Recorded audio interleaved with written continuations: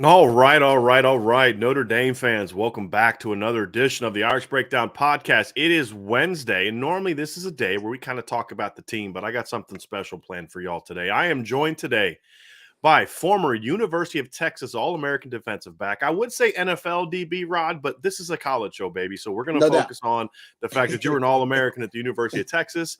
Also currently a host of Ball Don't Lie, which you can listen to from 3 to 7 Central Time on 104.9 The Horn. Rod, you guys have been gracious enough to have me on your show before, and I've been waiting for the right opportunity to get you back on mine or get you on mine. And this is it, because we are going to talk about Notre Dame and the state of Texas and whether or not the state of Texas can or should be an important state for Notre Dame. And Rod, again, buddy, thank you so much for joining us today. It's going to be a lot of fun. No, man, I appreciate you, Brian, bringing me on. When I do my prep for the preseason and anytime we're doing bowl prep, because you guys have been obviously in bowl conversations and college football playoff conversations, always you guys are my go-to, man. So I appreciate you having me on. Got a lot of respect for what you do. I appreciate that, Rod. Let's dive right into it, because I know you love talking Texas football, right? Yeah, let's do it. First of all, I think let's set the stage before we specifically get into Notre Dame and all this. Why are we even talking about the state of Texas, Rod? What is it about the state of Texas? What makes Texas high school football unique in regards to not just what it is at the high school level, but also what the state of Texas produces when you look at just college football, the NFL, all those other type of things? Yeah, I mean, it's multifactorial, right? You're talking about the state that produces arguably the most NFL players, period. Last year, it was second behind Florida in most players drafted. I believe in 2020, it was first. I mean, usually it's always in it. Was like 6 guys behind Florida too. It wasn't like it was like, I think it was like 195 to 189. It's like it's right there. It's just one of those things where it's always Florida and Texas right there in that conversation. But Texas is just the size of it. Of course, I always love giving the little factor that San Diego is closer to El Paso than Houston is. I mean, Texas is just a massive state. So you talk about just the sheer size of it. Over 1,400 high schools that are playing high school football. And, if I looked at I looked at the top 300 recruits of the 2023 class. Texas, of course, has the most of any state out there. I think 51 is the number that they had out there. But most of the recruiting rankings, a lot of your elite prospects or your top-ranked prospects, they end up coming from the state of Texas. And it's the variety you get from Texas, too, right? At one point, you could argue there were more college football quarterbacks playing college football that were from the state of Texas. I actually went and got the numbers here. In 2017, it was 13 Power 5 quarterbacks that had played high school football from the state of Texas, most in college football. It was the most in 2018, most in 2019, most in 2020, 2021 as well. But 2022, actually, Cali made a comeback, so give it up for Cali. But Texas has been dominating as the quarterback mecca for a little while. Texas had a really good offensive line haul this year, and six of those 7 guys are from the state of Texas, and it might have been one of the best offensive line recruiting classes in the country. Hell, in 2021, they missed out on 9 blue chip offensive linemen that were from the state of Texas. They couldn't get any of them, including a legacy. Tommy Brockermeyer and his brother James Brockermeyer couldn't get those guys. They ended up going to Alabama. So it's got anything you want, right? You want skill positions. It's in the conversation to have great skill positions, wide receivers and DBs too. So I just think it has a lot of variety. And I think what makes it really special is, the culture of football in Texas. A lot of people don't talk about this because it's a subject that I don't know if it always paints Texas in a really good light. You go look at the high school coaches in Texas and how much money they're making. There are probably close to 300 coaches in the state of Texas at the high school level that are making at least $100,000. And at the top of that is Hank Carter, Lake Travis, and Ty Dodge and those guys. Ty Dodge is retiring now, but those guys were upwards of 150, 180,000. That is something that's unusual for a state, for that many coaches to be making that kind of money, because Texas pumps a lot of money into high school football. It's an economic engine in itself. And a status symbol for a lot of communities here in Austin. They take a lot of pride in Austin Westlake in producing college quarterbacks. They have become NFL quarterbacks, and Lake Travis, the same thing. And I'm just here in Austin, right? Central Texas is blowing up, but Houston and Dallas, those are your main meccas that produce the most NFL talent. But you start looking at the stadiums too. I mean, you talk about the money. I mean, Katie's got a $72 million stadium. Allen's got a $68 million. I love this quote. Remember the 2011 Super Bowl that was at Jerry World down in Dallas, and it was an ice storm that came through, right? So the Packers had to actually work out at they had to work out at the facilities of Highland Park. And they thought, oh man, this high school facilities, this is going to be terrible, man. It's going to be low budget. And they went there, and a lot of the guys said they were better than some of the NFL facilities. James Jones said, we barely had a football field at my high school in California. There's too much money out here. They need to send some of that extra cash out to California. Ryan Pickett said that, hey, an indoor practice field, this is unreal. This looks like an NFL facility. I mean, they pumped a lot of money into that facility, and they took a lot of pride in that. And I think that's part of it too. Now, those on the high end, but that's the case. There's an arms race going on in Texas at all times, and all of the major football capitals, which are Houston, Dallas, hell, now Central Texas thrown in there with Austin. San Antonio wants to throw their name in there as well. So there's just this arms race going on, pumping tons of money into high school football, which makes the coaching a little bit better, and also your high school football product's going to be better because those guys, they have the best training facilities. They got the best weight rooms now. And I'm not even talking about individual coaching in Texas, which I have friends now. And I can tell you right now, I could probably be making a ton of money on it too. They told me the individual coaching where you're talking about the high school level, or you're talking about, the individual DB coaches, wide receiver coaches, that is also a booming market here in Texas. And I don't know if you see that as much in other states. I know you see it in California and probably in Florida as well. So it's multifactorial. I mean, it's the passion of the fans and the passion of, you talk about, I always bring this up too, the high school football championships in Texas, right? There are 12 of them overall, the high school football championship games. They're all in Jerry World now. They're all centralized. They average, if you just look at the average, they average 18,000 fans for the 12 high school football championships. The most they get is around 47,000 or something for the 6A or 5A state title game, 40, 50,000. You don't get those kind of numbers for high school football championship games in other states. Maybe you'll get it. You don't get those for some Power 5 schools in the ACC. Right, that's more than 70% of the bowl games. That's crazy. Yeah. So it's just, it's a lot of different things, man, that make it great and that are fueling this kind of this football fever, but also Texas being, I think, kind of the football mecca in America right now. And that's why you got to get a piece of it. Everybody's got to get their piece of it. Everybody's got to get their share. Everybody's carving out their little piece of it. And I guess that's why you want to talk about Notre Dame carving out their little piece of it too. Yeah, because, if you look at the history of Notre Dame, there's this guy named Tim Brown. That's one guy. One guy that, was from the state of Texas that was pretty good. But even just go through the years, there's always been guys from the state of Texas that, that were really good football players. Is Bobby Taylor from here, or did Bobby Taylor just play? Did his son or something play? His son is from Texas. I gotta remember about Texas. Bobby Taylor. I heard about that. I was like, because that was weird for me too. I was like, whoa, what? How did Bobby Taylor? Is he from Texas somehow? I think he's from Houston. I think he's from Houston. I'd have to go look that up. Yeah, he played at Longview. Yeah, he played at Longview. So, but he's one of many. Lou Holtz had a lot of success, obviously, recruiting down in the state of Texas.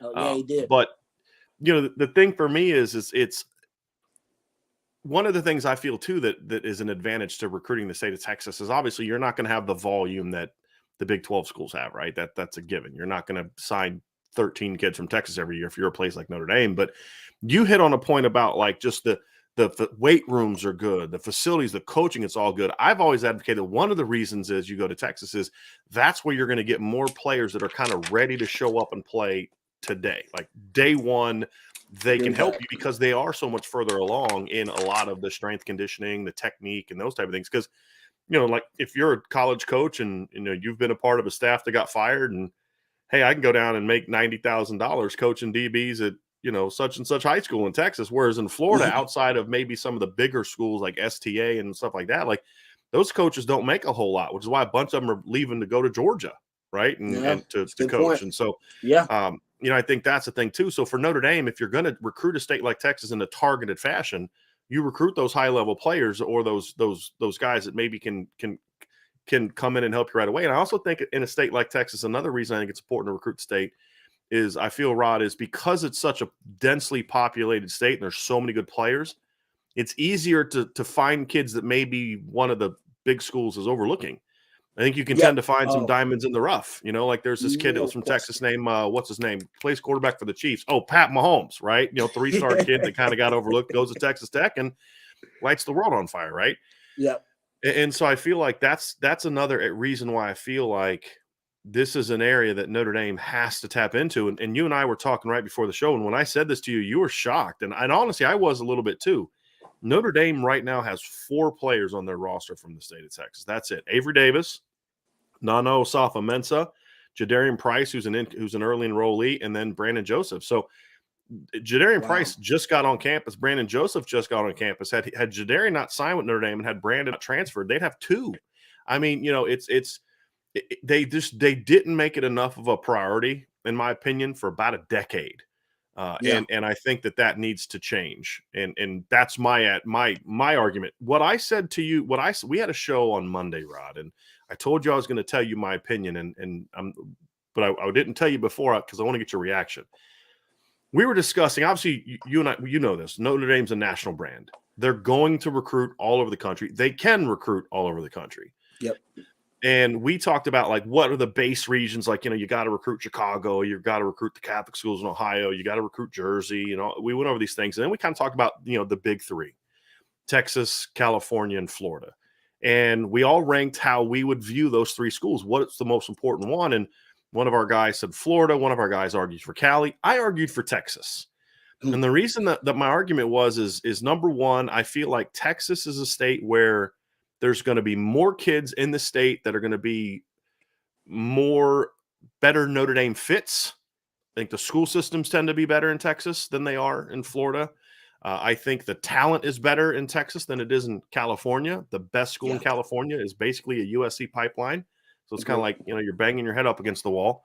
Yep. And it's a place where I think Notre Dame is going to find more. Now, what's different, in my opinion, and this is what I wanted to ask you, what's different now than maybe 20, 30 years ago is you're finding in Texas more and more and more non-native Texas kids.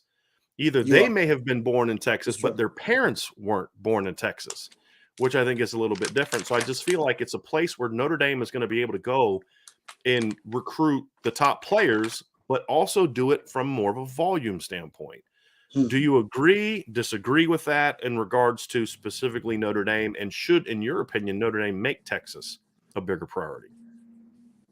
I totally agree that, number one, Texas should make Texas a priority. But I agree with your assessment about the coming down to Texas to get more volume, because you start looking at, and I'll get into some stats about it too. You talked about how you can get more players from diverse backgrounds here in Texas because you're getting an influx of population booms all around the state. That is something I won't bore the people with. But Austin, everybody knows, is one of the fastest growing cities in the country, has been every year for the last 10 years. People don't know this. Louisiana, and this is one of those things that is a lot of different factors are contributing to this, and climate change is one of them. When you have these unfortunate situations in Louisiana where Hurricane Ida hits or Hurricane Laura hits, and it just ravages a community, and they have evacuees, they all go to Texas. They all go to Houston. If you look at the last 5 to 10 years and NFL players per capita, like states that produce the most NFL players per capita, Louisiana is always at the top. Always. It's always top 5s, always top 10. Go look. They do the research stuff. Always top 5, always top 10. I can't tell you how many guys who are recruits in Texas that have stories where, oh man, my mom and dad are swamp people. They're from Louisiana, actually. I'm just here. I grew up here. I had some family here, and we moved here when I was a kid. Tons of those stories all over the place, scattered. A lot of them in Houston, scattered all throughout Texas.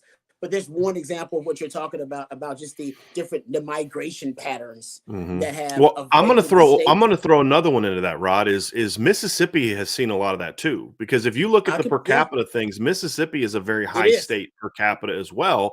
And that's another state, the southeastern part of Mississippi. I have a friend from down that way. He played at Temple, but he went to a JUCO down there. His family's from down there, but they were kind of down that southeastern part where, everybody talks about what happens in Louisiana, but nobody ever talks about the fact that usually hits Mississippi just as bad.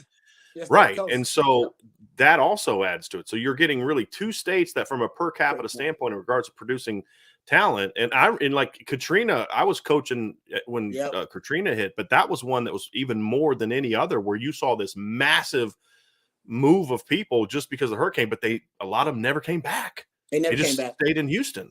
That's exactly right. And I think now you're seeing that right now. Houston, hey, I'll give you this stat because I think it's a great stat. I've been keeping up with this for a little while, and it's mind-blowing to me.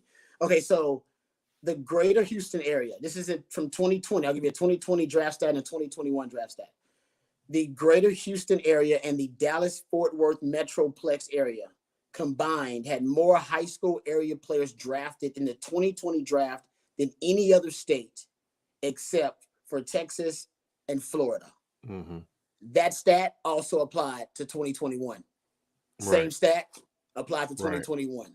Just Houston and Dallas, greater Houston, greater Dallas, had more players drafted than any other state except for Texas and Florida. They alone are their own hubs and little meccas for producing NFL talent. And a lot of it's because of these migration patterns. Right. And Austin's starting to blow up. So basically over the last two drafts, and we'll see how 2022 draft goes, over the last two drafts, 10% of all the players selected in the NFL draft have come from Houston or Dallas. Mm-hmm. That's just mind-blowing. Well, Notre Dame had a kid from Texas. Yeah, Notre Dame had a kid from Texas. Brock Wright was not drafted this year, and he was Notre Dame's third-string tight end, doesn't get drafted, goes to the Detroit Lions, and he's ended up starting by the end of the year. You know what I mean? Exactly. As you know, what 30% of the league is undrafted free agents. Right. So yeah, exactly. So how many of those Texas guys are also undrafted free agents? I mean, it's unbelievable. Right. So that's why Notre Dame's got to make it a priority. Now it is the most competitive. It is the most competitive, most cutthroat recruiting environment for any state, in my opinion, in America, because you don't really get a lot of Pac-12 schools that will go all the way across the country. It's just, I would say it's irregular, right? It's uncommon to go all the way across an SEC territory and try to gain a big footprint. There's only two.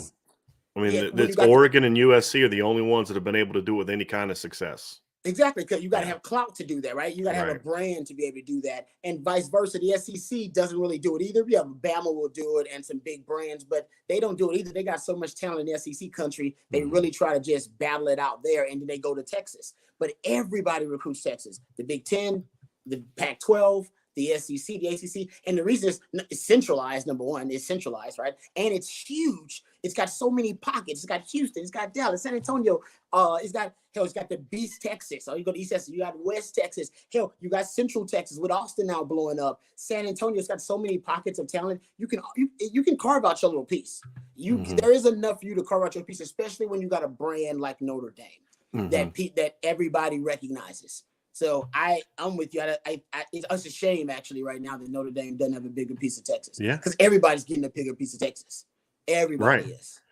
Well, and I think that's a very an aspect of Ohio State that I think has been very smart that they've done in recent years. I mean, Ohio State has gone down there, and it's not a ton of kids, but they're going down there and getting dudes.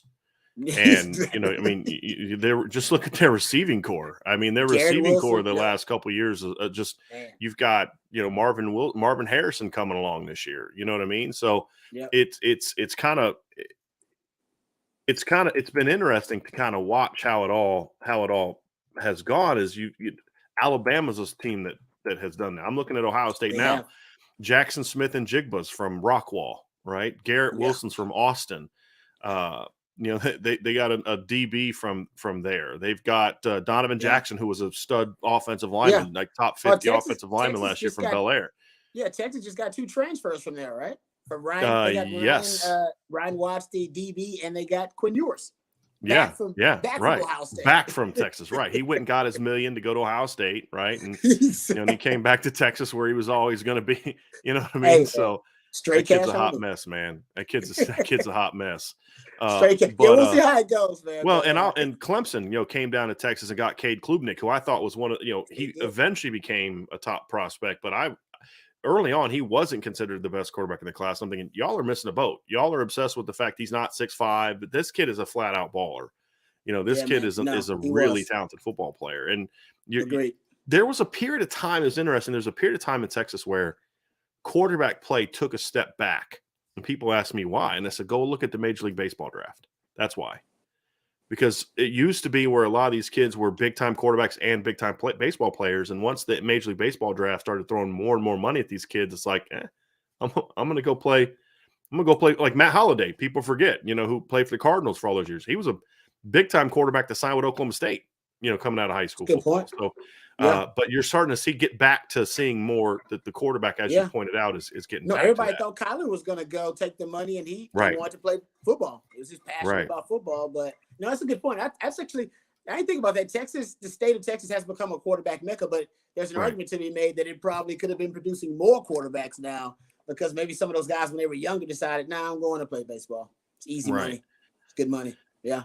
So Alabama has over 10 kids on there. I think there's like 10 to 15 kids from the state of Texas on their roster. Now, they lost a couple this offseason. Drew Sanders transferred out. Kamara Wheaton transferred out. But they've gone to Texas and recruit. So when Alabama, to your point, who doesn't have to go to Texas to get players, when Ohio State, who doesn't have to go to Texas to get players, when those schools are going out there and saying, hey, look, we're going to go to Texas and get these big-time players, you start to say, well, why is that? And it's because they think they can have success there, because they think they can get there. Now, obviously, what's helped those schools is the fact that Texas has not been a big-time program for a while. We can discuss whether or not Coach Sarkisian is going to change that, but as of right now, that's the reality of it, right? A&M has been good at times.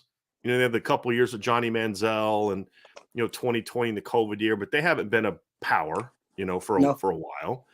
And so that's made it easier to go out and get kids from there. And there's just so many, even if those schools are good, they can't get all of them. Can't get all of them. They can't get all of them. You can't sign everybody. Right. And again, you look at Ohio State this year. I mean, Ohio State went back to Texas again this year, signed to Mario Bohr, defensive end, signed another receiver, Caleb Burton, out of the state. So there's talent to be had, but those kids have shown a willingness to leave the state. And I even think now more than when you were coming out, not just the transplant, but the world is a smaller place now for young people. I mean, when you were younger, and then I'm even older than you are, it's like going from Ohio to Florida was like this big, huge thing. It was like, I'm going out of my zone. And now, I mean, these kids are traveling all over the country, playing 7-on-7 and going to camps and all this. Like, the idea, and everyone's on TV now. So, you had mentioned, right? You had a story about that, right? Was it you that I was talking about? Yeah. Were you talking about? Yeah, no, I was being recruited. My 5 schools that I had narrowed the choices down to, Texas A&M, Florida State, because I want to be like Deion Sanders. So Florida State they were DBU, I think, at the time, in my opinion. Penn State, with Sandusky was the defensive coordinator. So forgive me.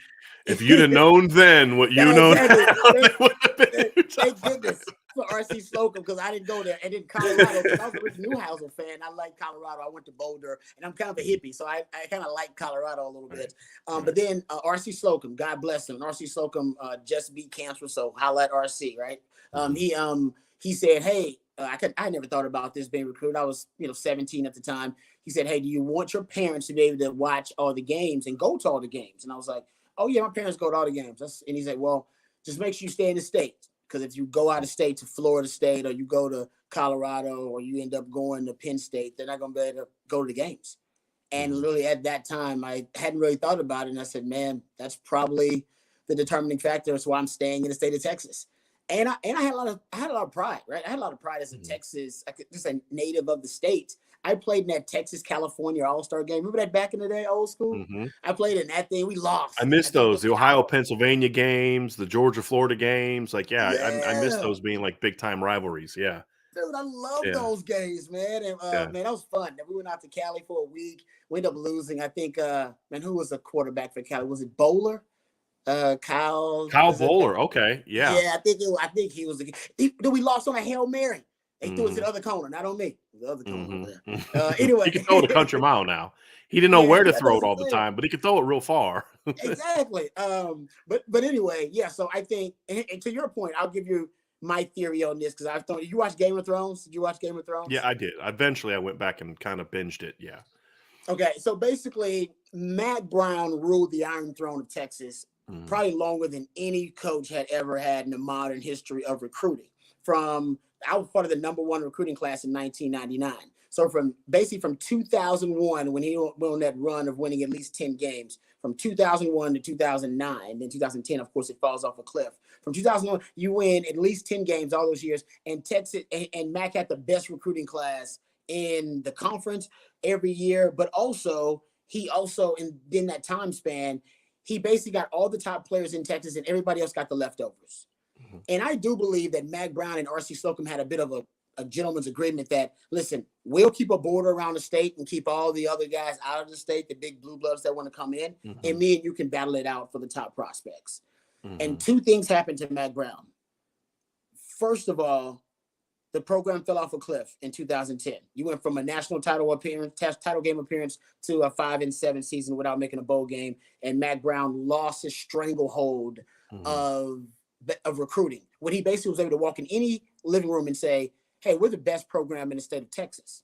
And just like you said, as soon as he lost that stranglehold and he lost that grip on the Iron Throne, that's when Texas A&M and Baylor and TCU and hell, even U of H at times could claim, you know what, we're the best program in the state of Texas. It ain't Texas, it's us. And so Matt couldn't drop that. He couldn't play that card anymore, and that hurt him in recruiting. And also the Aggies. When the Aggies left, say what they want, because I got data to back it up. When the Aggies left to go to the SEC, it did affect recruiting for Texas, because even though Texas was playing, subpar football, from 2005 to 2011, you look at the top 15 recruits in the state, like the top 15. Texas from 2005 to 2011, part of being in their heyday, they got 43, close to 44% of the top 15 recruits in the state, right? So they were killing it, getting close to half of those recruits. When A&M leaves and goes to the SEC and Texas program falls off a cliff, they dropped to 29% of the top 15 recruits in the state from 2012 to 2020.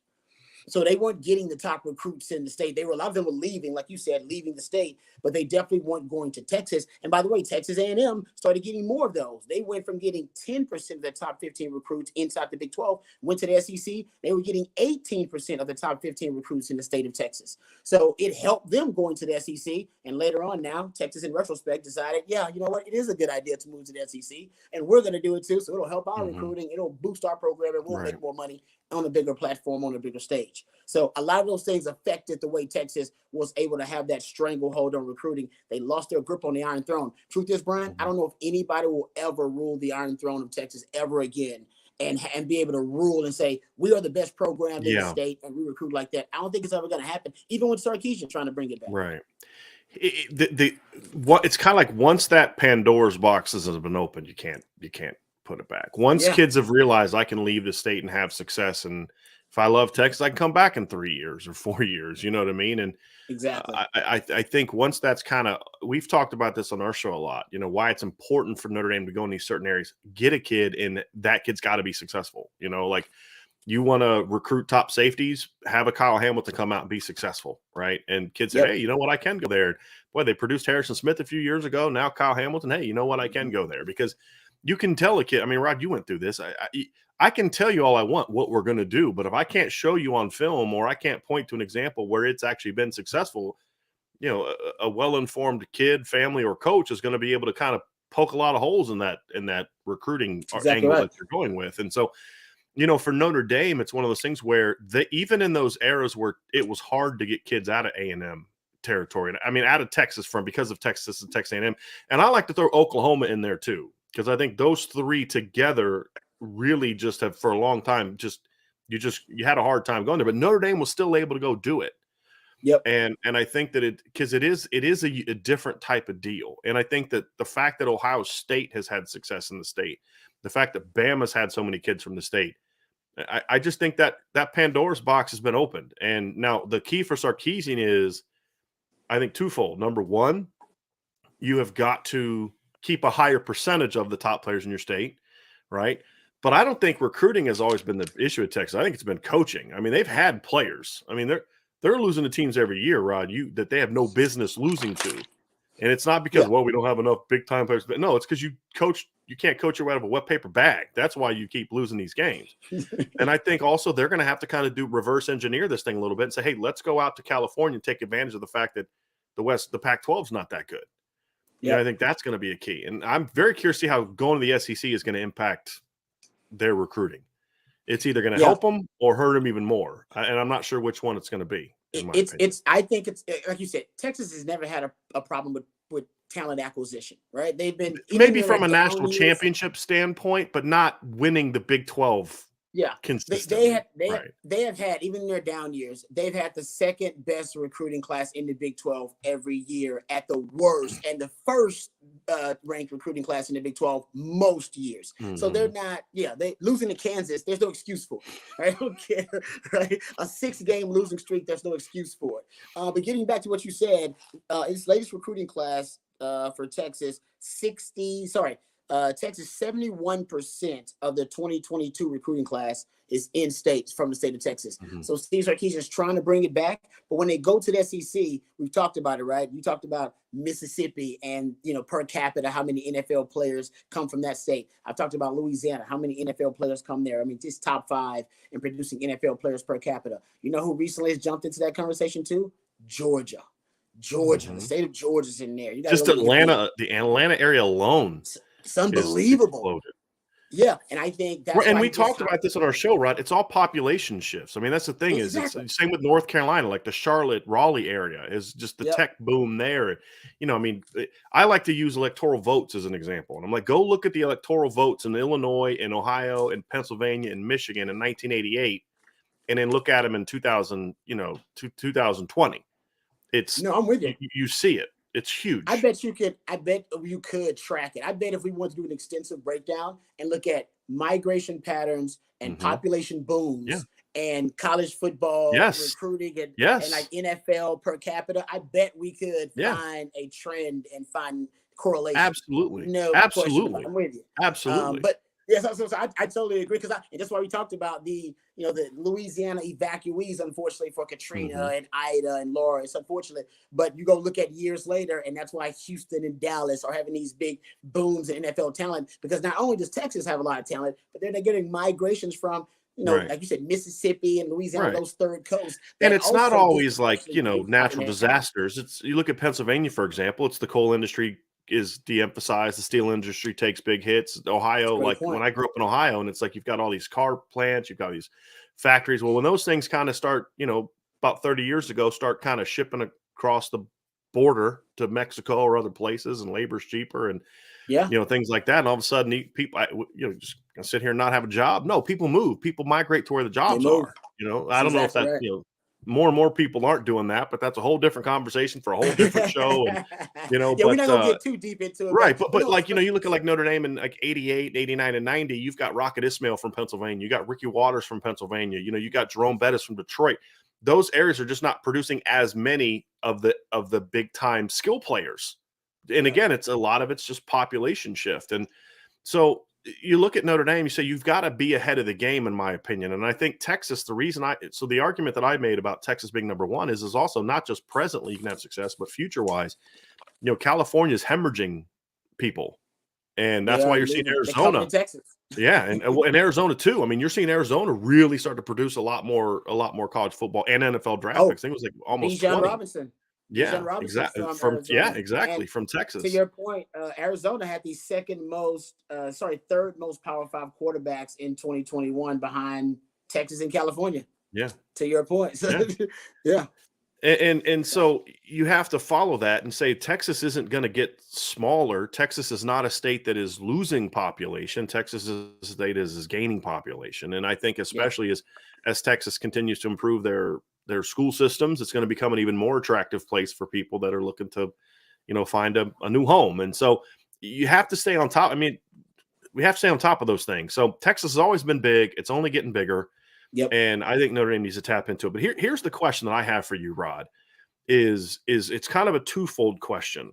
Number one is, what kind of success do you think Notre Dame can have in the state? And this is the reason I wanted to bring you on instead of some former Notre Dame players, because obviously they've kind of they've obviously bought the message. They've bought into what Notre Dame is about. That's why they went to Notre Dame, right? Yeah. So it's easy to convince them. You did not go to Notre Dame, and you did mention the top 5. Notre Dame wasn't in it, right? I mean, you're a Texas guy. You went to Texas. You live in Texas. So I thought it would be kind of a different view of someone who's not a Notre Dame person to explain to us, number one, do you think Notre Dame can have success recruiting those kids in the state of Texas? And then 2, why?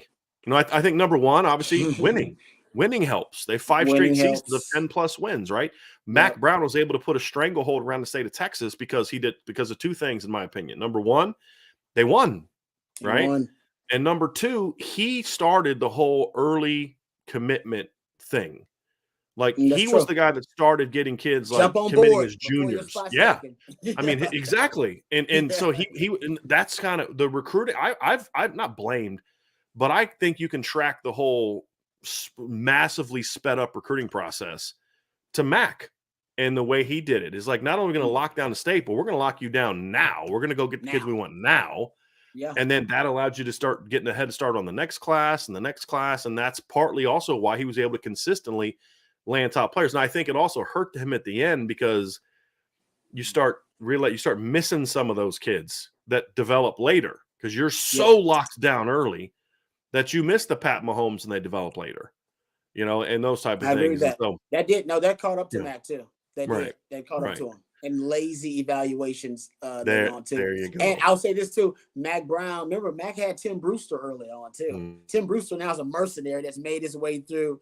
A&M. Tim Brewster's always been a mercenary. It's funny when Notre Dame's tight end job came open, people are like, Tom Lemming was like, they should hire Tim Brewster. And I love Tom Lemming. He's the godfather of this business. But I'm like, yeah, Tim Brewster can't do the things to be successful recruiting at Notre Dame that he was able to do to be successful recruiting at Texas A&M and other places. And that may be true. Bruce, my dog, man. Me and Brew go back because Brew recruited me. Tim Bruce recruited me. He recruited me. Because he didn't recruit just tight ends. I mean, tight ends is the position they kind of gave him. He had to have a job on the staff. No, he was there to recruit. I call him the Ric Flair of recruiting. They would put him on whoever they wanted. They're like, man, we got to get this guy. They put Brew on him, and man, I can say Bruce will sell sand to a beach. You said Bruce got his own methods, but Bruce, he flipped Chris Sims from Tennessee to Texas. He got me, my man Bo Scaife. I mean, he's a dog now. He's a real deal. So that was part of it too. He had a elite, basically a guy that could really effectively recruit. He had a rainmaker in Brewster. So let's talk about Notre Dame. Obviously, you've already established Notre Dame needs to recruit Texas. Yeah. How much can they have success? How much success? And what do they have to do besides obviously keep winning to have success? What makes you think, Rod, because I know your answer to this because we talked about it before, what makes you think Notre Dame can come down to Texas and have success?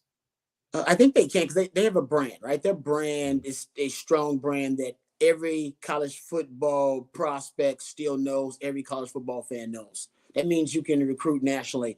The thing I wonder about Notre Dame, because I think they may have had some of the same issues that Texas does at times, how to reinvent the brand.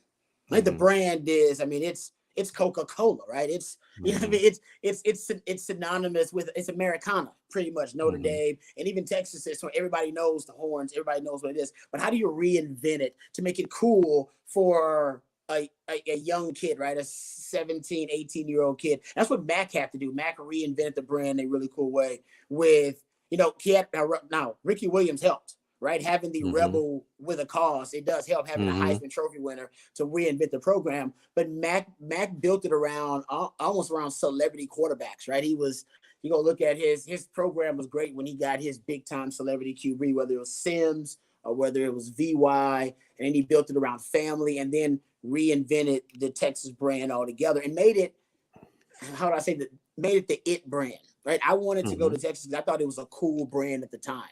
I thought it was I thought Mac was a cool young coach. I thought Texas was a cool young hip brand that was reinventing itself. So my dad loved it for other reasons. He talked about DBU and other things, but I liked it because I saw that, Mac sold it to me as a vision of, hey man, we're going to bring the state of Texas back. We're going to represent the state. And that mattered to me. Like that meant something. But so if I'm Notre Dame, I'm thinking about, because Marcus Freeman he looks like a very dynamic personality. I don't know what his vision is to reinvent Notre Dame in his own kind of image, if you will. But I think you should make sure you got a sales pitch for the kids in Texas, because like you said, everybody recruits the state of Texas, man. Everybody does. So he's got to have a vision, and he's got to be able to sell it to these young kids what that vision is here in Texas. Also, something I don't know why Notre Dame's not doing more of this, and maybe it's something that's a moral issue with Notre Dame or ethical issue. Name, image, and likeness. Man, you're gonna come to Texas, you got to weaponize that. Yeah, Notre Dame is doing a lot of that. What Notre Dame's not doing a good job of is they're not promoting it well enough. Like that's the problem. Like I've read multiple places where, like, Kyle Hamilton, for example, was one of the highest paid players in college football last year. Notre Dame just doesn't promote it. So I think they're having a challenge in regards to, well, we're not as a school supposed to be setting these deals up. Marketing it. How are we allowed to market? Can we market? You know what I mean? Like, does that cross the line of? Because I think what Notre Dame's afraid of is we start pumping this, and then the NCAA comes down and hammers us later because they say, well, that's not how it's supposed to be. Because, you know, the NCAA does stupid things all the time. And so I think that's the issue. Like, I know for a fact one of their top players just is either just signed or is getting ready to sign a deal where he's getting a $40,000 signing bonus. Right? And I know a couple other players who I've talked to, their parents are like, yeah, you know, he's got deals signed over the next year. He's gonna make about $100,000. Like, so the kids are getting paid. Notre Dame's just not doing a good enough job, in my opinion, of promoting those things. That's a good point. At least outwardly, they're doing it when the kids come on campus. Like, they're doing it in the personal conversations. They're just not doing it like social media and these other forms that make people think, oh, gee, look what A&M's doing, or look what Ohio State's doing, or look what so-and-so is doing. Notre Dame is not doing that, and I think it's because they're concerned about how are we allowed to promote this? Because technically, you're supposed to, as an institution, honestly, you're not supposed to be like facilitating these deals, which I think is stupid. It is, but I have so many questions. I'm with you, man. I mean, obviously a little sidebar here. I got coach friends that I want to sit down and have a conversation with. Exactly when you're sitting there recruiting a prospect, right? You're recruiting a young man or woman, all right, for any sport. Exactly how much can you talk about name, image, and likeness? Right. Can it be a part of the pitch? How much of the pitch do I have to bring somebody with me from the third party to say, hey, talk to Calvin about name, image, and likeness? I can't talk about that right now. Or go to, you know what I mean? Like, go to compliance, and compliance will hook you up. Like, I would love it right now. And, you know, state to state, it's different everywhere, because it's based on whatever your state law is, which are vague purposely, because they want them to find loopholes and be able to circumvent their way through it. It is a freaky, crazy thing. And the NCAA doesn't want to touch it, because the NCAA wants this whole damn thing to implode. They want us to look at it and say, man, we really made a mistake allowing name, image, and likeness to pass legislation. And we should have thought this thing through. They want us to regret that decision. And we're not going to regret that decision. And until Uncle Sam steps in with federal legislation to kind of have some national regulation over name, image, and likeness, which, by the way, I think we can all agree Uncle Sam is really busy and probably won't get around to that for about 4 or 5 years. And they're going to do it wrong anyway. I mean, let's be honest. So just so you know, it's going to stay the Wild Wild West. So So what I would tell Notre Dame is, don't worry about the NCAA. Right. The Supreme Court. Well, but that's just going to be that's how Notre Dame is. I mean, they've always been that way. You can't be paranoid about that, because Texas was at 1.2, and if you're going into the SEC to play with the big dogs, I've had big money donors tell me at Texas wants to be the name, image, and likeness capital of college sports. They said they think they got the money to do it. What did Red McComb say? They got more money at Texas than anybody except the Catholic Church. That's you guys.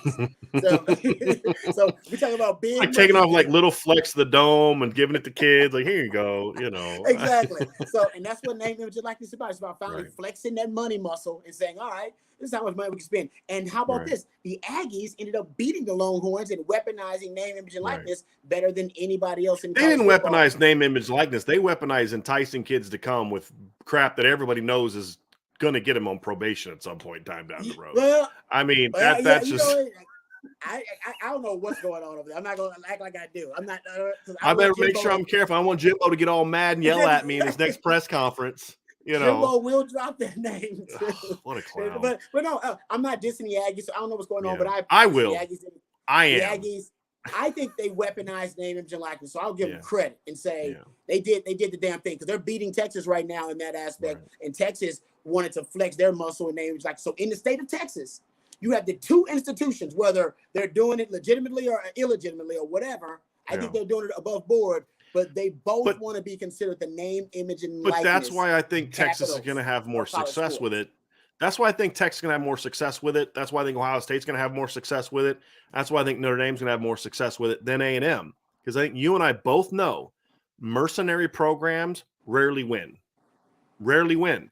The thing that has made Nick Saban so good is I don't care if you're the number 1 player in the country, the number 5, you're buying into the process. You're coming here because you've bought into the process. Now, am I going to be naive and say that Alabama hasn't used enticements to get kids there? They have, right? But but they accept that kid into the program because they chose that kid because he has bought into the process. He will come here and buy into the process. Now let's go do what we got to do to get him here, right? Yeah. And that's the difference. Whereas other programs, like this is what hurt Urban Meyer late in his tenure. He went away from what got him the success he had and started going all over the country to California, New Jersey, and bringing all these mercenaries, essentially, kids that were coming for the NFL and coming for this and coming for that, not coming because I want to win a championship. And I think that's what Ohio State has done. Like, yes, we're going to take care of you. You're going to be rewarded here, but you're still coming here because you want to win a championship. And I think that's the thing that to me would concern me if I'm A&M is they're just when you're just getting kids that way, especially late in the process, you're getting kids that I think otherwise would not have chosen your school without that. And I just feel like that's going to make it harder for you because you know this, Rod. I don't care how much talent you have. You got to be a team. You can't just be a bunch of dudes kind of doing their own thing, right? You've got to be a team. And so that's a bit of a concern for me. I don't want to get too far off track on that because we should have another conversation about that because that would be a very intriguing conversation. That's deep, man. And name your likeness is going to make it challenging for every coach to be able to decipher between building a team and just acquiring talent, like you said. Right. So good point. And that's what A&M is acquiring talent.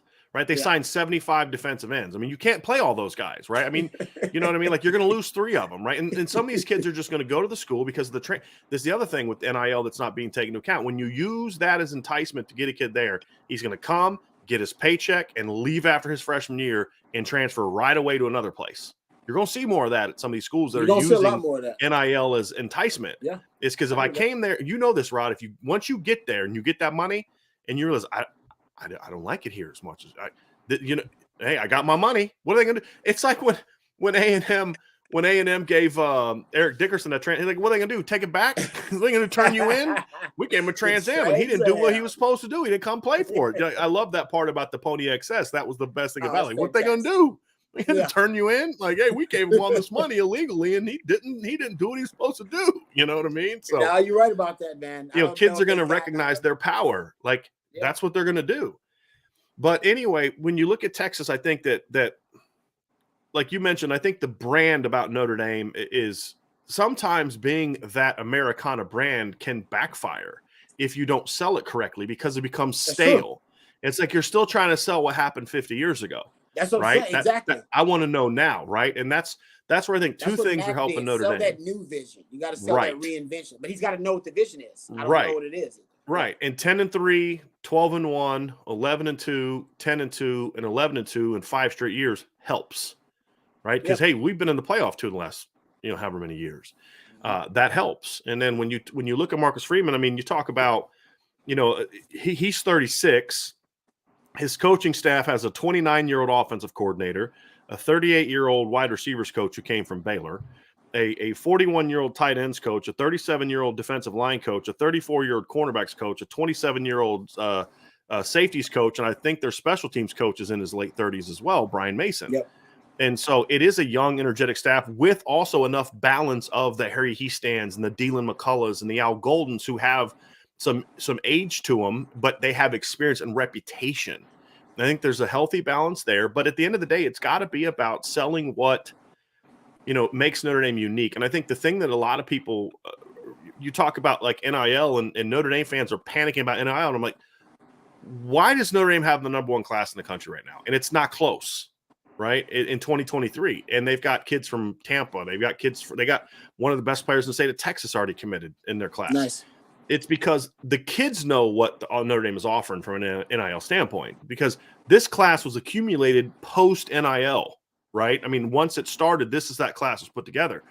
And I think that kids understand that, like, I feel, Rod, and you can maybe correct me if I'm wrong, I feel like as these opportunities arise, more and more kids understand that it can't just be about football anymore.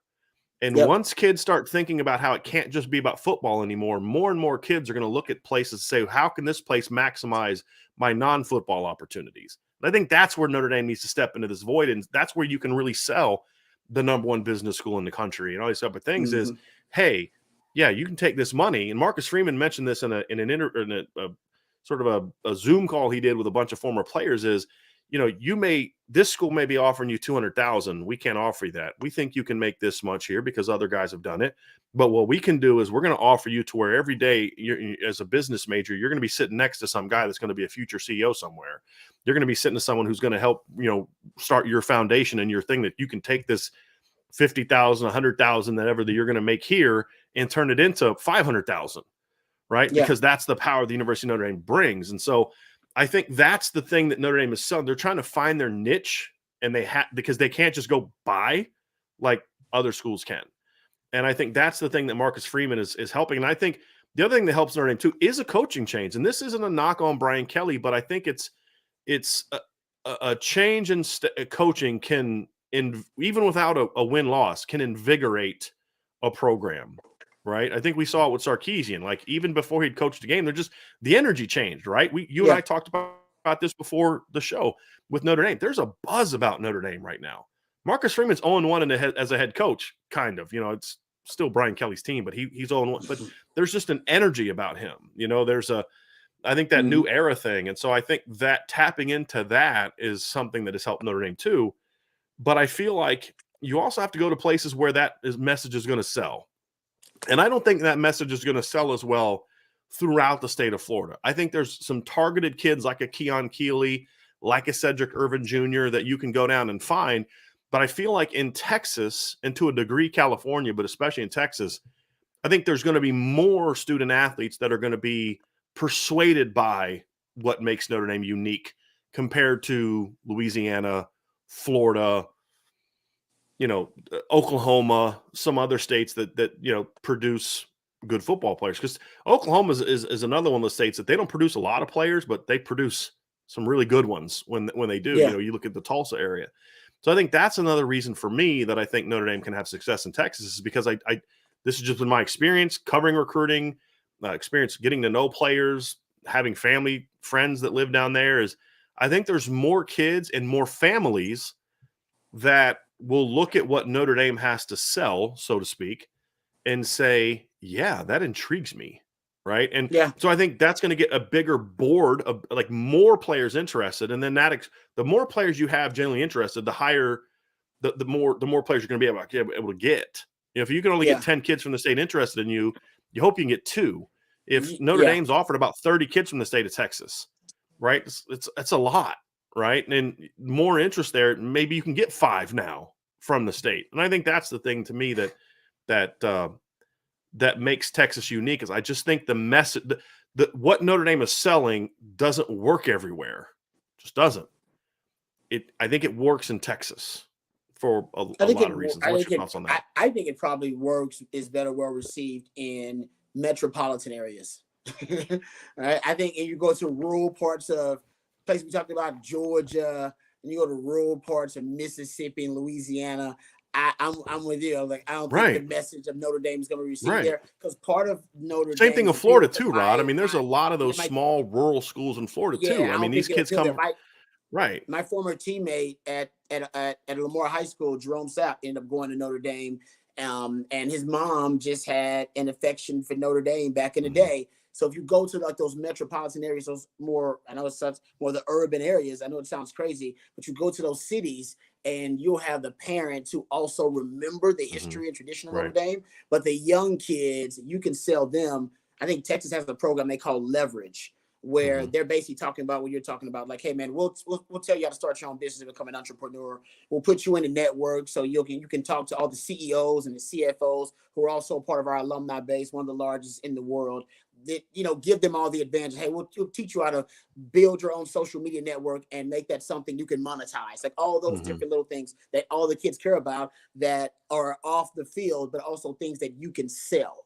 And I think Notre Dame, like you said, they have that program because it's Notre freaking Dame. They have the program, but they don't like to sell it. They don't like to market the fact that they have programs to teach these young people how to become entrepreneurs and things like that. So yeah, I think that's something they also that is changing. That is changing.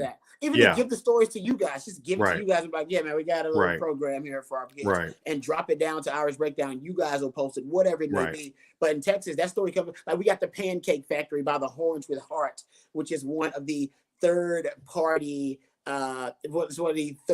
entities, right, involved with name, image, and likeness, and they specifically pay offensive linemen $50,000 per season per year. Just to be an offensive lineman at Texas, but they also have a charitable element to it where they can go work with their favorite charity or whatever, but they get just $50,000. Which I'm okay with that because I feel like there needs to be some sort of transaction involved here. It can't just be handing the kid a check. I don't know the rules, but the coaches in Texas don't have to go sell that to offensive linemen in the 2022 class. There's a reason they signed one of the best offensive line halls in the country. They didn't have to sell it. It's already out there. It got picked up by thecron.com. It got picked up by Awesome American Statesman. So all the parents know about it. It's already on social media. So I'm with you. It would save the coaches a lot of trouble. Just throw that stuff out there. Market that stuff. The fact that these guys are getting the name, image, like this deals. I know it's too classy for Notre Dame to do that. It's not about classy. It's really not. It's just about they're trying to be sanctimonious. Like, what is it? No, it's just like, because you got to think about it. The NCAA, like, think about what happened under Brian Kelly. And was it 2014? Like 5 players are having a girl do their work for them, right? Notre Dame finds out about it, immediately deals with it, right? Stops it, kicks the girl out of school, all this, suspends the players, then self-reports to the NCAA. Hey, we had no clue what's going on. As soon as we found out, we stopped it and did that. And the NCAA made them vacate 2 years worth of wins for it, right? Hammered them for it. North Carolina has fake classes, right? Yeah. For athletes. And the NCAA still hasn't done anything about it. So Notre Dame, like, for whatever reason, the NCAA, I feel. No. This is my thing. The NCAA, the bigger the scandal, the more hands off the NCAA is going to be, right? I've always felt the too North that Carolina scandal was it was the biggest academic fraud scandal in the history of the NCAA. They did not want to touch that thing. Right. Yet they're going to make Notre Dame vacate 21 wins over 2 years because 5 kids are doing something that as soon as Notre Dame found out about it, they dealt with it harshly. Yeah. Right. And they've always been like that with Notre Dame. And so that's also partly why Notre Dame always feels like they kind of have to, because they always feel like there's a feeling amongst Notre Dame fans, me included, and Notre Dame people, that the NCAA doesn't like the fact that we hold up the academic piece so much, because then it makes everybody else look bad. Well, why aren't they doing that? Right? Well, you guys do this, you hold yourself out, you're separate. So when we get a chance to smack you down, we're going to smack you down. And that's a big part of this thing too, with Notre Dame. Yeah. Is hey, look, we have to be better, because once you've lifted yourself up as sort of a different type of place, then the NCAA is going to, for whatever reason, decide that, we're going to treat Notre Dame harshly. No, that's a good point. So I think that's part of it too. But it's just kind of those things like, look, we're supposedly a Catholic Christian institution. We have to make sure that we're going to engage in these things, but we're going to engage in these things in a way that represents what's at the core of who we are as an institution. And people have to remember that they're not a public school. They can't act like a public school. They're not just a private school, but they are a school with a religion. I mean, what does Notre Dame stand for? Right. I mean, you know what I mean? Like the very name of Notre Dame is that. So I think that's something that I'm okay with that. Right. But you have to do it the right way. My issue with Notre Dame isn't that they feel that way. It's the slowness in which they come to solutions. That's more of my issue. Now, Okay.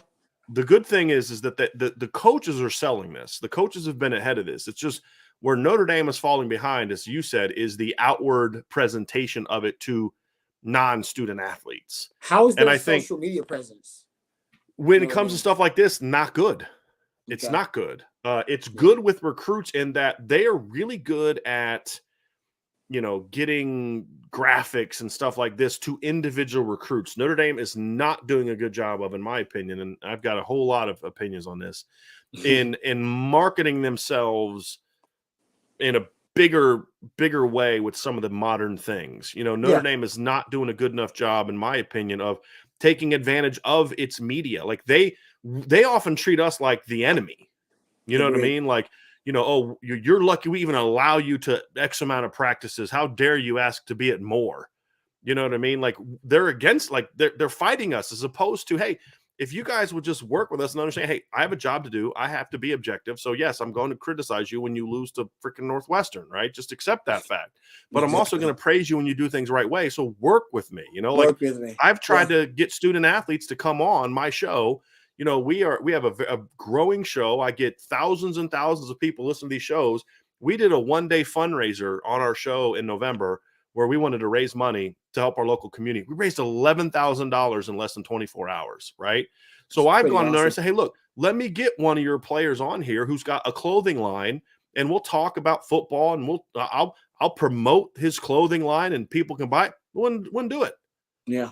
Like, you're hurting that kid, right? Like, I have an audience of Notre Dame fans that would gladly buy this kid's stuff. Exactly. Not all these people are on Twitter where his stuff is, but you won't work with me on that, right? And so I think, go ahead. Texas and Notre Dame are they're very similar in that aspect. Yeah.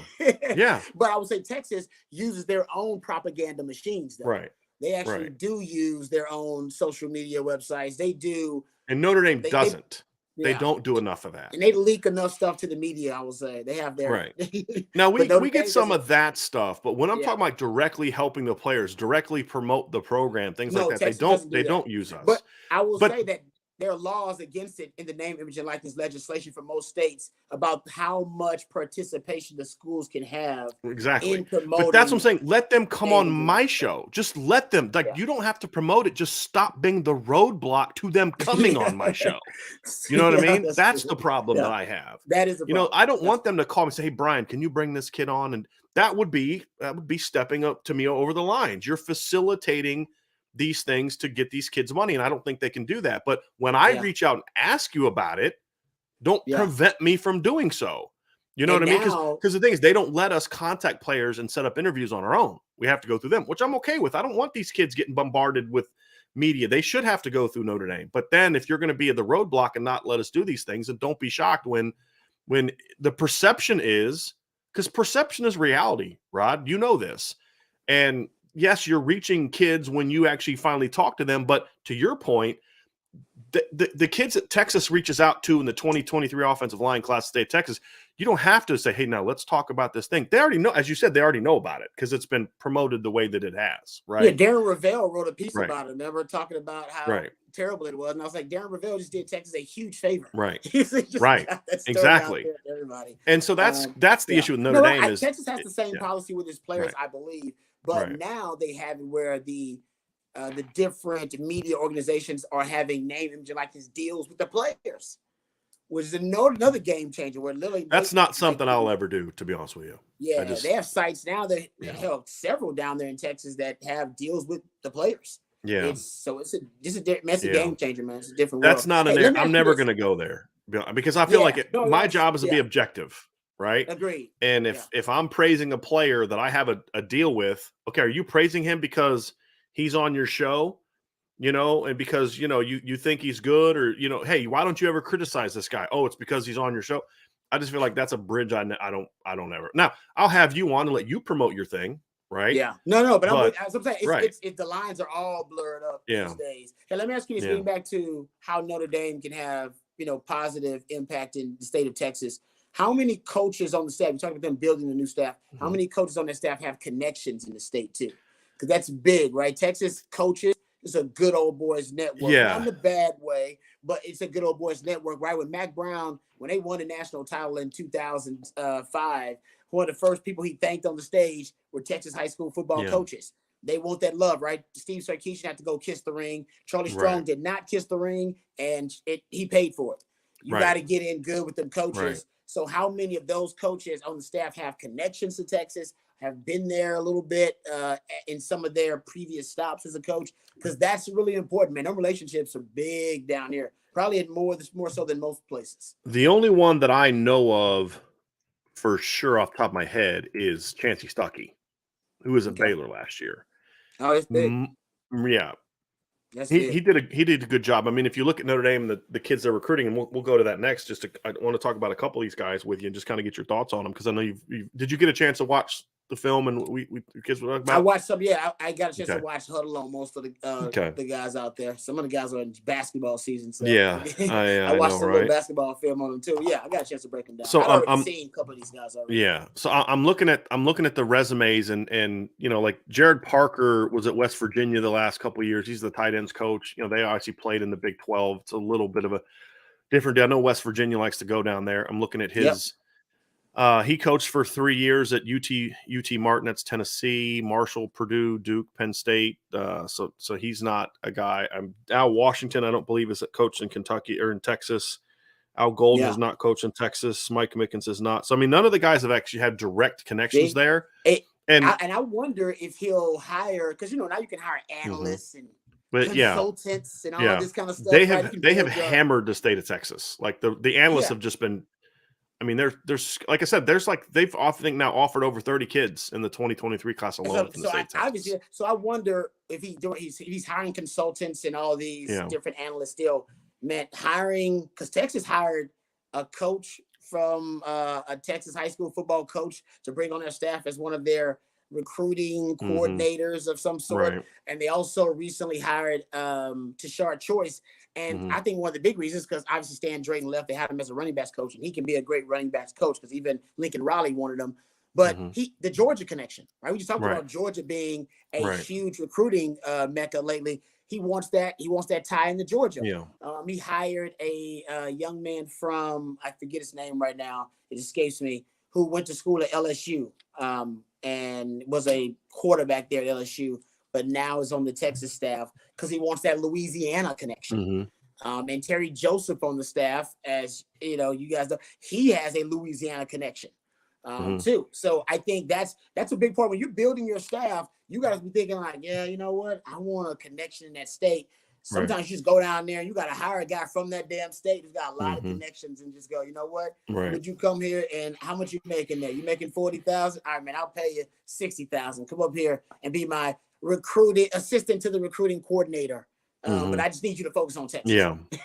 I think what Notre Dame has done a good job of is, and again, it's working within sort of Marcus Freeman's attempt to expand the operation, right? Like that's one thing Notre Dame is also slow on, is building the back office up. And that's something Marcus Freeman is really doing. He's had his analysts and people like that, the recruiting staff. That's where really they're kind of starting to try to make inroads in Texas. Because I think he understands, like, yeah, we need to have connections to Texas, but do I hire someone that has them, or do we make our own? Right. And I think that's the avenue he's going, is say, let's make our own. Let's be genuine. Right. Like, let's go down and say, look, I'm not from Texas, but I know, and this has kind of been their message. Like, I'm not from Texas, but I know Texas football is big time. And if we're going to get to the next level, we've got to get some of your kids. Okay. Right. And here's what we can offer them. So I think that's the thing too, is like, I think, because the challenge can be is if you start getting to a thing where you're hiring this coach with this connection, coaches leave so often now that it's kind of like, okay, it worked for a year and then he got another job, somebody, you know what I mean? And now we're back to square one, right? So like as a program, we're going to build this relationship to where now I'm plugging in whoever's part of it, but the message doesn't change as long as I'm the head coach, kind of thing. Yeah. No, and I think that's one of those savvy things that I think Coach Freeman is doing, is like, look, the one area where he's hired guys that, in my opinion, they've made a concerted effort to hire people is Midwestern and Northeastern people. Al Washington's from Ohio. You look, Tommy Reese is from Illinois. Dylan McCullough's from Ohio. Gerard Parker's from Kentucky. Harry Heastand's from Pennsylvania. Al Washington's from Ohio. Al Golden is a Northeastern guy from New Jersey. Mike Mickens is from Ohio. Chris Lear's from Indiana, because at the end of the day, Marcus Freeman knows we still have to have a base that is from Illinois on over to Jersey and up. That still has to be our base. That's where our volume is going to come from. And when there are big-time players in those areas, we've got to get them. We've got to get back to where we're getting the Rocket Ismails and the Ricky Waters from Pennsylvania, which in the 2023 class is a kid like Ronnie Gallagher. Can't lose that kid to Penn State. You got to start getting that kid. Then we can go down to Texas and get our 4 or 5 kids, 3 to 4 or 5 kids a year at the most, because then you start, if you just get like 3 a year, all of a sudden over a 4-year span, that's 12. Yep. Right. That's 12 out of 85. To me, that's a reasonable number. And I think, like, do you want to take a whole coaching position at Notre Dame in South Indiana and say, we're going to hire you because of your Texas connections? Or do you hire the best guy, and in some cases that's going to pay off, like a Chancey Stuckey, right? Yeah. Who they didn't hire Chancey Stuckey because of his Texas connections as much as his Georgia connections, because he's from Warner Robins in Georgia, right? Was at Clemson. But then there's the benefit of he came from Texas, and he happens to be recruiting a couple kids that we really like. But that's not why they hired him. That's just sort of a side, like a little, bonus to hiring him, right? And I think that's the long view they're taking with it. And we'll see if it works, right? That's the thing, is we'll find out if it works. But they are definitely after some kids in Texas, right? And obviously, let's kind of talk about some of these guys before we get out of here. Okay. There's a couple DBs, especially one that's already committed, that I think he's an absolute stud, and that is Peyton Bowen from Denton Guyer High School. The story there is they loved his sophomore film, right? They really liked him, but it is sophomore film. Let's get the kid on campus. They liked him. He was kind of, him and Caleb Downs were kind of their top 2 safeties. Caleb Downs is a 5-star from Georgia. They brought him up to work out over the summer, and they were doing testing and things like that, at one of their camps, and he ran a 4.41, and they're like, hold on a second. We didn't know he had that kind of speed. So they're all looking like, okay, they asked him to do it again. He ran a 4.38, and they're like, yep, that's our dude. You know what I mean? So yeah, that's legit. Just when I watch him, Rod, I see obviously elite athleticism, but still a developing player.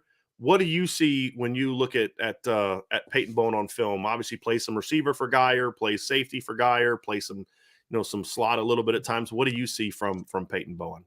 Yeah, no, I liked him. I like his body control on the field. You can tell he's got kind of an elite body control out there. Obviously, the guy can blaze. He's got flat out kind of next level speed. So I don't worry about a guy like that getting beat. Gets out of his breaks really cleanly, and I like that his track speed actually translates to the field. A lot of guys' track speed doesn't necessarily always translate. It translates to football speed with him. And I think he's just like a football player too. I think he's got great football instincts overall. Just in terms of, that's why I like his body control, watching him on offense and defense, man. He's one of those guys that moves.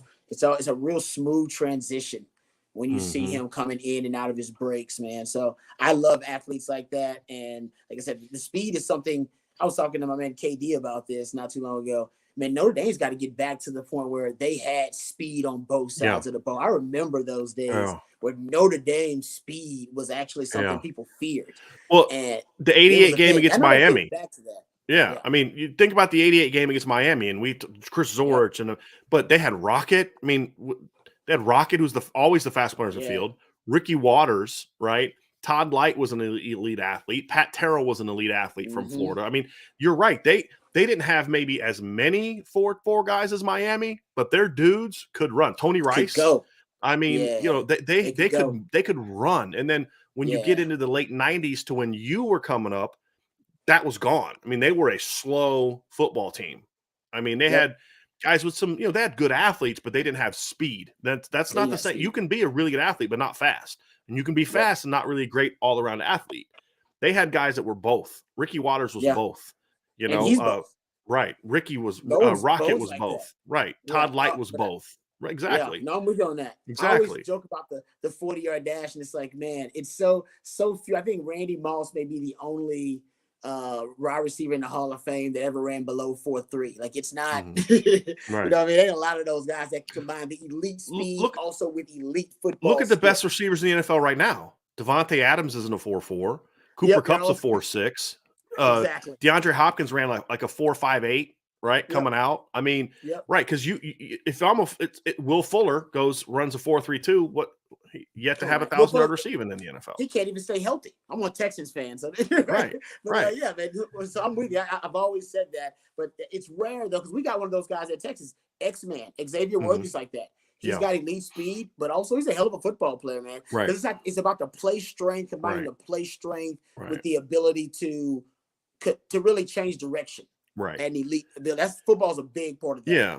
And with Peyton Bowen, you talked about the instincts aspect of it. Like, I think he's still raw from a technical standpoint because he does so many things, right? He's never been able to just like harness in on being a DB, right? Because he's a really good receiver. But what I always get nervous about is when you see a guy that has all these testing numbers and then you're like, but he doesn't make plays, right? That's the thing I love about Peyton Bowen is, yes, you see the athleticism jumps off film when he's pedaling, when he's planting and driving, but he makes a ton of plays on the football. Yeah, he does. And that's an important thing for me. You have at the end of the day, are you a great athlete or a great football player? And you want the guys that are both. And I think that's what Peyton Bowen adds. That's the elite prospects, the guys, at least the guys that can project to be both. Right. And that's what Peyton Bowen brings to the table. Another guy that I view that way is a kid from South Cliff. One of my favorite corners in the entire country, and that's Malik Muhammad. Love his length, love his athleticism. He's just another guy that you talk about, a kid that just knows how to play. And I know this is kind of your baby, Rod. Like, we're getting into like corner territory, you know what I mean? So, I know this is your baby, but what did you think of Malik Muhammad? I mean, it's going to be tough for Notre Dame to get him out of Texas, but they're battling. He's been on campus before, but man, I love this kid on film. Yeah, 6 foot 170. I like the fact that, first of all, he's got great pedigree. I mean, he's got his cousins. He's got 3 cousins that played ball at the college level. AJ Green is a cousin of his that played ball at the college level. Kerry Muhammad, North Texas. EJ Muhammad at Nevada. I mean, so he's got pedigree. A lot of families going to a lot of his family members going to college, but not a lot of them are getting any student loan debt. You know what I'm saying? Like that. That's exactly right. Yeah, mama like that. Exactly. But I like, and I've said about DBs, man, because I was watching the Super Bowl this year, and I said it to my wife, and I said it on my show too. And as a DB, I can say it now because I watch enough football. If you're a DB, doesn't matter how great you are, elite you are. If you're going up against an elite offense, and elite personnel, you're going to get beat. It's just the way it is. Look at what happened to Jalen Ramsey in the Super Bowl, one up against Jamar Chase. I mean, they ate him up, right? T. Higgins. They did. I mean, I love me some Jalen Ramsey, what they did. So you're going to have those days, and you're going to get beat. So I'm not worried about somebody that gets beat. I want a defensive back that makes plays on the ball. And I'm not saying Malik Muhammad gets beat a lot. He's at the high school level, so that's not going to happen until he gets to the college level against like athletes. But I like the fact that he makes plays on the ball. He's one of those guys. I need you as a DB to make more plays on the ball than you give up. You're going to give up. You're going to get beat. It's all good. We'll come back and we'll make another play. But you got to go out there and make plays on the ball. He had 3 picks, had 6 PBUs. He's one of those guys that likes to get his hands on the ball. He tracks the ball really well. So that's what my favorite thing about him is he's got, I think, ball hawk instinct is natural. Trust me, as a DB, I didn't have it. But I played with Nathan Vasher and Michael Huff. I played with guys that did have it. And when the ball was thrown in the air, they truly believed in their heart it was theirs. They had more of a right to it than the receiver, Trevon Diggs style, like it's mine. And they had the ability to become a wide receiver in that moment. I like guys like that. I didn't have that ability. So I see a little bit of that in Malik Muhammad because he loves to try to make a play on the football. It can be a good and a bad thing, but I think it's more of a good thing. I think too, in college especially, because the hand check rules are different in college and the NFL, right? Yep. In college, I think you have to really play against the Bamas, the Ohio States, and have success. You have to throw off the timing. The best way to throw off timing is you've got to be able to come up and play tight man coverage. It doesn't all have to be. It can be bump and run, but can also be. I'm not gonna bump you to the line. I'm gonna wait till you declare. Then I'm gonna get up into your body, which you can't really do as much in the NFL, right? But you can still do in college, right? Yeah. And I like guys that have that length and that natural because he's 170, but if you watch how he plays like a bigger receiver or corner because he's got long arms, but he's got some punch. I remember I played against Dre Bly in high school, and I remember I love Dre Bly. He's a great player. And I remember talking to a guy that played against him in the ACC in college, and he said, man, we hated playing against Dre. I mean, why? He said he wasn't like an elite athlete, right? He says, but at the end of the game, because my arms were cut up, I had bruises in my ribs. He beat the hell out of us, right? Because he had such strong, like he could have been They a were boxer, huge. you know what I They were mean? And he huge. was strong. Blitz, And man. that's the thing is like, it's what I've explained like boxing. Like you have fighters of the same size. One guy has knockout power, the other guy doesn't. Right? Why? Some people just God-given ability are faster. Some people can jump higher. Some people have just stronger hands, right? And I see that in Malik.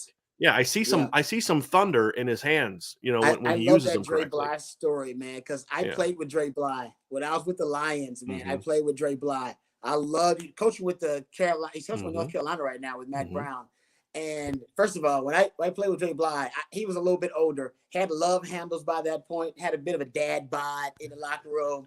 But I would get to the point. In terms of football IQ, he could diagnose route combinations like Neo in the Matrix. And I would watch him run with Randy Moss, right, on a post route or a 6 route, because it's football, right? He would process things so quickly, he would get a little jump on Randy Moss. Even though Randy Moss is running a 4.2 out there and he's running about a 4.5 or something, he would get a jump to run with Randy Moss on a 6 route and he was a great DB because he was great at processing the game and being able to now almost predict route combinations based on down, distance, alignment, film study. I love playing with Dre Bly, man. It's one of my favorite teammates. I learned a ton from Dre Bly. I'm not shocked at all that he's a coach right now. Not at all. Yeah. I'm going to kind of talk about one other guy on defense. Did you get a chance to watch Darien Gallette? He's my intriguing dude to me. You sent me, man. He's my favorite. I'm not gonna lie. People rank him as a 3-star. This is why I say I don't give a crap about rankings. If you're gonna watch that kid's film and you're gonna tell me he's a 3-star, you don't know what you're looking at. Like, I'm sorry, dude, just don't. I love him, man. He said he got a growth spurt. So he had a growth spurt, so now he's 6'3". Yeah. So how about this? This is what I love most about him. This is like little factoids away from the field. That he had his growth spurt, so now he's 6'3". He's basically played linebacker for 1 season, but he also was splitting time at wide receiver in that season. Yes. He played quarterback the season before. Do you have the stats? Did you write down the stats as a receiver? For wide receiver? They're stupid. 1,458 yards, right? On like 60-some catches. It was just 14 stupid. touchdowns? Yeah, on 60-some catches. It's insane. A 6'3", 225 pounds. Oh, and by the way, he averages a double-to-double in basketball. I know. I saw that too. Also, he's got good feet. He's got really nimble feet. And dude, he's an all-state punter. Right. He was averaging almost 45 yards per punt. He's just a freak. And by the way, he's on the sprint teams at Marlin. He's on the sprint teams. He runs the 1 and 200. A 6'3", 225-pound linebacker. Come on, guys. I was like, no. If you watch his film, Rod, and you have come to the conclusion that he's a 3-star recruit, you need to find a new line of work. Man, I'll take him right now. You are not good at this job. Right now, I'll take him. Right, I'll offer him today. Like, I'll take him. Come on. I know you might end up at some Isaiah Simmons free. Come here, I'll take him. Yeah, well, and the thing about him too is yes, he can run. Hybrid. He can run and all that. That's all great. But the thing I like about him too, and this is so important for a linebacker, is you need a linebacker, even in today's game, especially if you're going to play inside. Now, Notre Dame likes him at Rover. They want him playing in space, which I love that they're, but he also can play could play inside as well. I believe it's important to also have a guy that can have short area power, a guy that can take 2 steps and run through you as a ball carrier. And when you watch him play, there's a couple times where he'll take like 3-4 steps and he's not even running hard. And then all of a sudden he takes 1 step and rips his hips through contact, and that running back goes flying. He's got pop. Yes. That lower body explosiveness is just, it's really impressive. No, I've seen and strong hands, long. I mean, he's got all the physical tools you want. It's obvious that he's not necessarily the most refined football player yet because he's only junior. He plays and I actually like this because my whole thing is, Rod, you coaches make 6, sometimes 7 figures. It's your job to coach the kid how to play. It's not the high school's coach. I don't need this kid to play football year round. Stop playing basketball. Stop playing track. You can learn how to play. That's what you get paid to do. I love these kids that play multiple sports, right? Because I think it enhances their athleticism and the competitiveness and all those type of things. But the technique will come. He's only played linebacker for 1 year. That's the other stupid thing about this kid. He's played 1 year for linebacker. He's going to learn how to play. You can't teach all those other things, but he does to me. I want to know what your thoughts are. I see a kid that reads well, surprisingly well for a kid that's not really played linebacker. That was the thing that got me when I heard he only played linebacker for 1 year. I was like, is he just going to be like an athletic kid? But his footwork gets him in trouble at times, but he seems like he has a sense of, okay, this is where the ball's going, and I'm going to get to it. And that's the thing that impressed me. Because again, athlete, football player, they're not always the same. This kid to me is a football player. Yeah. Yeah. No, I love that, man, because I think he's both too. Because when I watched him play on offense, it really did reinforce to me that no, these guys just his natural football instincts are just on a different level. Yeah. And that's why I think it looks like he processes really well, even at linebacker for somebody who's not polished. Because I think his instincts are just through the roof. Right. He knows where the ball's going. He instinctively kind of knows leverage and angles really well. Some guys don't figure that out till later on, like angles to the football. I'd like to see him watch. I'd like to watch an entire game and see how he takes on blocks, because I just think that's the hardest thing for a linebacker to learn, right? Taking on blocks with the right shoulder, with the right leverage, with some pop, right? Sometimes I got to run through a guy. Sometimes I can run around a guy. When do you figure out when you can do either of those things? When to use what tool in your toolbox as a great athlete at linebacker? And I think linebacker today, it might be the toughest position to on defense, evaluate, project, and develop, because they got to be spread babies, right? They got to work well in space, because they're going to be out there on passing downs, because there's no such thing as a running down or a passing down anymore. They're passing on first down, passing on second and third. And also I need somebody that can come down and pop. Right, somebody can come down as a run defender and be able to fit the run and be able to do it, and also get in there with offensive linemen and be powerful enough to take on a lineman. That's a rare combination of skills. You're looking for a rare freak. Yeah. This guy is a rare freak. He's also a rare freak because he's an excellent student. I think if I remember correctly, I'm going to go look at this. I'm gonna remember correctly, and I'm gonna try not to get on my soapbox about this, because I usually get kind of ticked off when I bring this subject up. I believe he is one of those kids. Let me just look here real quick. It's not on that list. I thought when I looked at his offer list before that he had an Ivy offer. I could be wrong about that. Oh, he's one of those. I think so. Yeah, I could be wrong about that, but let me see if I can find it. I might have him confused with somebody else, but I thought that was the case, and I can't find it now. But he's another kid that Notre Dame is expecting. He has said he's going to visit Notre Dame this spring. So there's a lot of these kids from Texas talking about, like, yeah, I'm gonna go take a look up there. And that's the big thing for Notre Dame, is you just got to get them on campus, because I guarantee you that Jerome Saps had this conversation with you. When you step foot on campus the first time, it's a different world. It's a very unique place, and you're either going to love it or you're going to hate it. And a lot of kids love it, right? And that's what gets Notre Dame in the door for a lot of these kids. So they've got to be able to get them on campus, right? Alabama's offered them, A&M wants them, Oklahoma wants them, Ohio State's offered them. And so I think, and that's the thing that's helped Notre Dame, is their D-line coach, Al Washington, came from Ohio State, where he was the linebackers coach. He recruited this kid at Ohio State. So there's that connection there. So they've now got multiple coaches on him. Marcus Freeman's recruiting him personally. He obviously is a former linebackers coach. So he's a big-time kid. And Notre Dame's working hard. Now, again, is he going to be easy to pull? No. Would I predict that they get him today? Probably not, right? But they're in the game. And once they get him on campus, who knows? I want to talk about two kids here, Rob, before I let you go. And I really appreciate the time you've given us today. We'll kind of talk about the other side of the ball, right? All right. Two kids that I love, and they could not be more opposites, in my opinion. That's Jaden Greathouse and Braylon James. What about Jaden Greathouse first? I want to get before I set it all up, obviously from Westlake, monster year last year. What are your thoughts about Jaden Greathouse as a player? I like he has great play strength, man. He plays like just a physical force. He debos a lot of guys when you see him once he gets the ball in his hands. I like him in certain situations like the red zone too, because he's a bigger, thicker body. I don't think he is really fluid out of his breaks. He doesn't have elite top end speed, but he does have, good play speed enough to get behind some guys, but I don't think it's elite top end speed. I picture him honestly on next level as kind of a hybrid.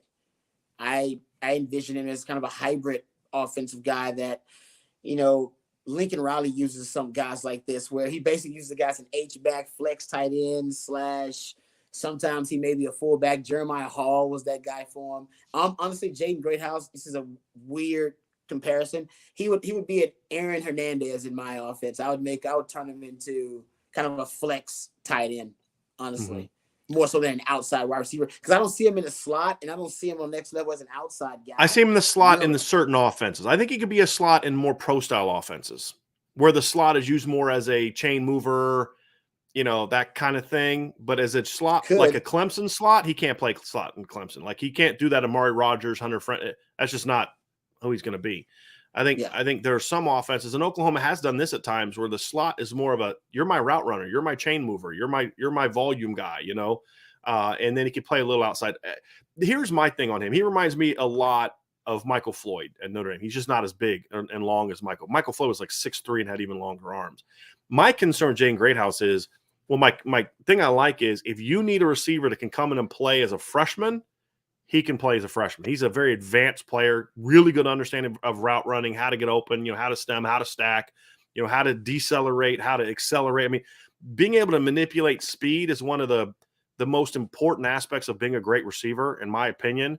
And not a lot of kids understand that. You're seeing it more and more and more now because of 7-on-7. But even in 7-on-7, just the whole mindset's different. You got to get the ball out, this, that, and the other. It's just kids play, freelance a little bit more. I think the kid's very advanced. I think he is physical and strong. I mean, the fact that you're talking about him maybe being a flex tight end speaks to his play strength.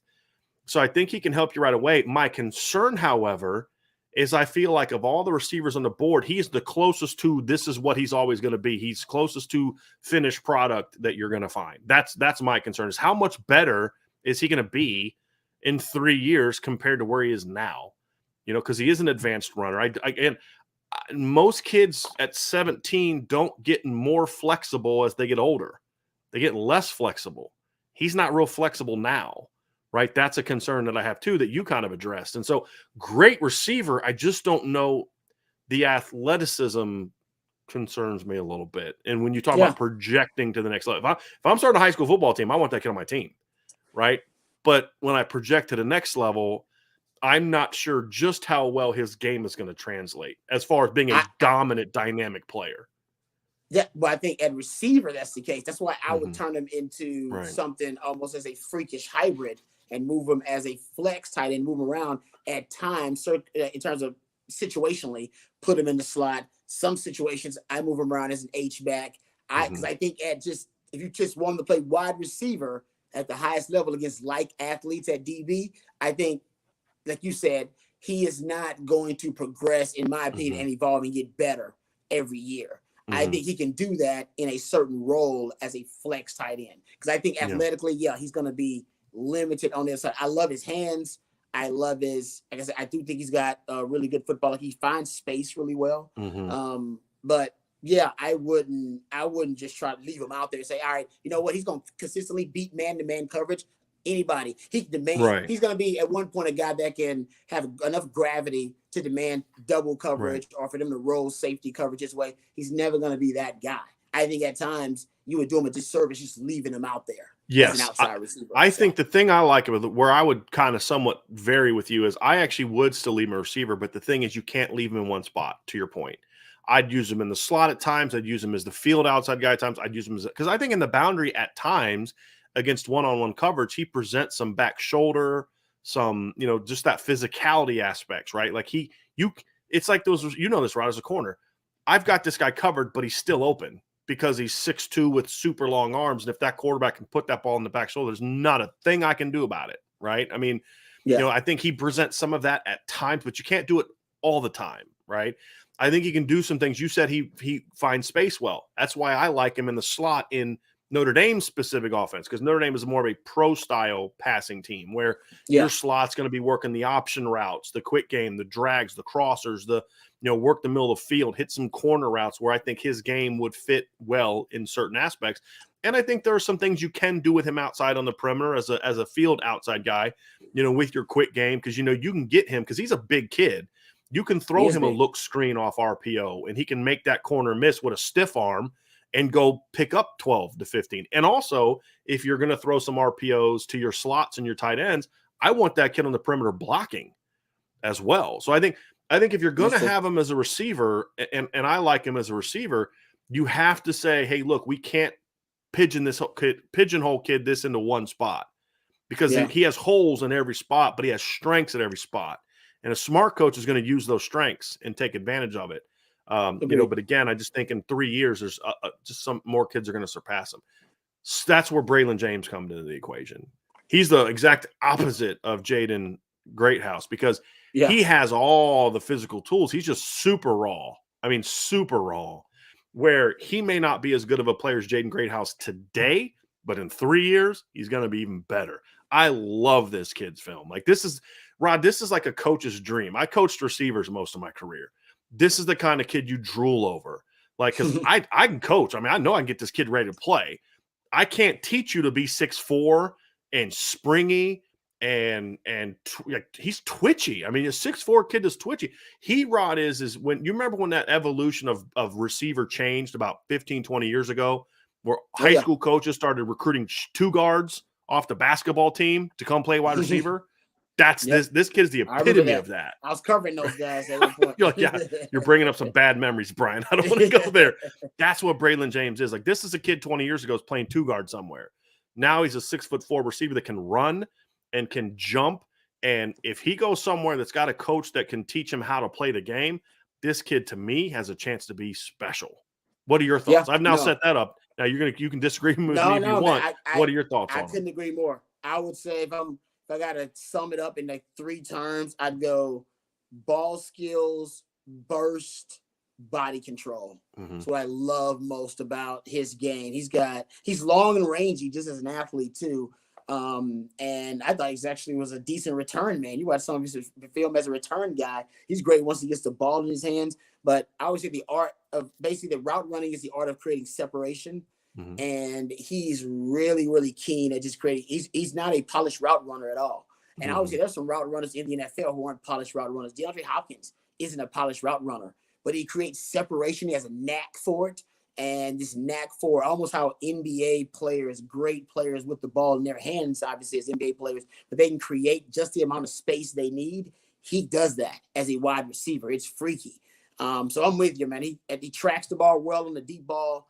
Attacks the ball in the air, which makes it really tough on DBs like me because I think you got a guy covered and, then he goes to attack the football out of nowhere. So you can be almost out of position at times because he's always looking to high point the football. So I love his game. I'm a big fan and I'm with you. I think, he might be at the, kind of the infancy of his development as a wide receiver too. Yeah.